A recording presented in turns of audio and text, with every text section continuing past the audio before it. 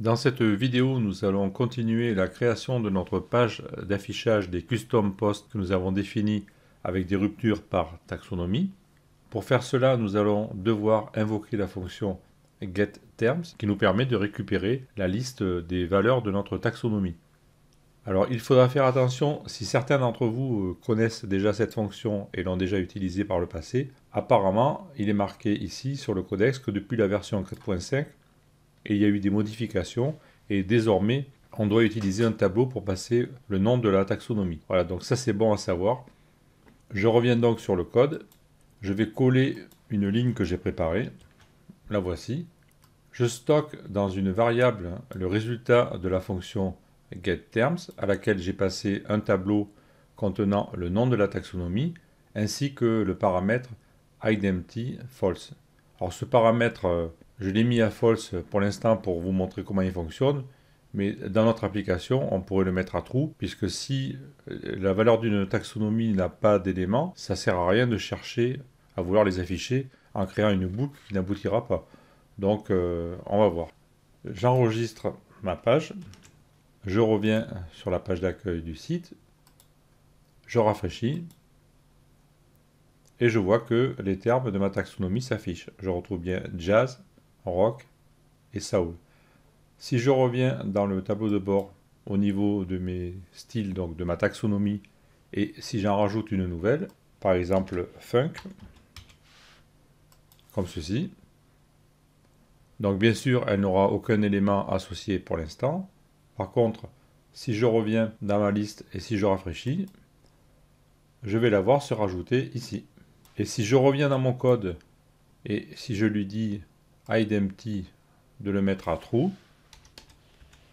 et que j'enregistre, quand je vais revenir sur le site et rafraîchir, la catégorie funk aura disparu puisque elle n'a pas d'éléments associés. Donc nous allons rester dans ce contexte et nous allons continuer. Maintenant que je dispose de la liste des termes de ma taxonomie, je vais pouvoir parcourir cette liste afin d'exécuter des requêtes. Donc je me positionne ici, je vais effacer le var_dump et le die, et je vais coller un bout de code que j'ai préparé et que nous allons commenter. Voici une boucle for each. Je vais parcourir le résultat de ma fonction getTerms. À chaque itération, je vais associer la valeur courante dans la variable theTerm, et je vais construire à partir de cette valeur une requête qui est ici. Donc voici les arguments de la requête. Je prends les posts de type LGMacMedia. Je vais indiquer post per page égale -1 afin de tout récupérer.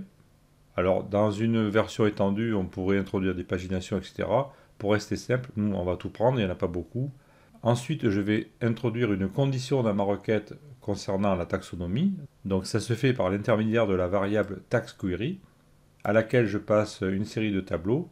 Et un de ces tableaux, puisqu'il n'y a qu'une seule condition, contient les conditions que je veux respecter.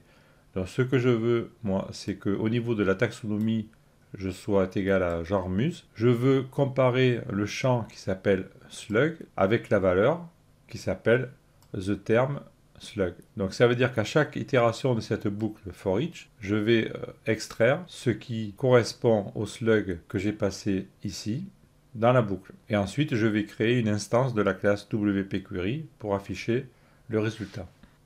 Voilà, donc ça ressemble à tout ce que nous avons fait par le passé comme requête personnalisée. La seule différence, c'est que nous avons indiqué une nouvelle condition concernant la taxonomie.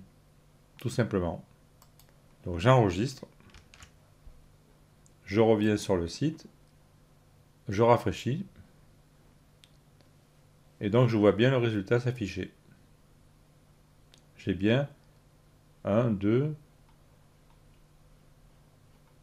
3 éléments qui s'affichent. Alors le dernier est un tableau à 2 éléments. Il contient, apparemment, c'est la soul. Le plus gros ici, c'est le rock. Et le premier, il doit correspondre au jazz. Donc j'ai bien réussi à faire 3 requêtes, puisque j'avais 3 valeurs de taxonomie qui étaient alimentées par des éléments. Et j'affiche le contenu de mes custom post types. Maintenant, je vais réorganiser tout ça pour les afficher plus clairement. Au niveau de mon code, je vais introduire un test pour vérifier que ma variable contient bien des résultats, donc je mets if count de $lgmac, donc c'est celui-là, voilà, terme liste. Donc si cette valeur est positive, c'est-à-dire que si j'ai des résultats, alors bien sûr, il faut que je ferme le if ici. Donc si j'ai des résultats, je vais créer à l'intérieur du for each, que je vais devoir ramener un petit peu en arrière. Je vais créer une section. Donc là, je ferme le PHP. Je vais le rouvrir ici. Je vais devoir indenter encore une fois. Même 2 fois. Donc là, je vais créer une section. Et je vais lui donner la classe que j'ai utilisée précédemment pour la page d'accueil. Rappelez-vous que j'avais appelé MediaFront. Voilà, comme ceci. Donc je vais ramener tout ça. Alors le var_dum, j'en ai plus besoin. Je ramène tout ça à l'intérieur de la section, comme ceci. Et je constate que grâce à la coloration syntaxique, ici, il me montre que j'ai un problème parce que je n'ai pas fermé la balise PHP et je vais devoir la réouvrir ici. Il est très utile d'avoir un éditeur de code qui vous colore le code de façon logique, comme ça vous permet de détecter les erreurs. J'ai le for each, la section, tout ça c'est bien imbriqué. Ici, j'ai le résultat de ma requête. Et donc maintenant, à partir de ça, je vais devoir, si j'ai des résultats, fabriquer l'affichage. Donc là, je vais reprendre un bloc de code que j'ai préparé, sinon on va y passer des semaines. Ce code, je vais le mettre ici. C'est-à-dire qu'une fois que j'ai exécuté la requête, je vais vérifier si elle a des résultats. Et si c'est le cas, les afficher. Donc je colle ça. Comme cela. Je vérifie que j'ai pas, comme ici, des balises superflues. Je vais mettre une indentation à 2 positions, c'est plus simple. Alors, if, si je ferme le if, c'est bien if. Conteneur,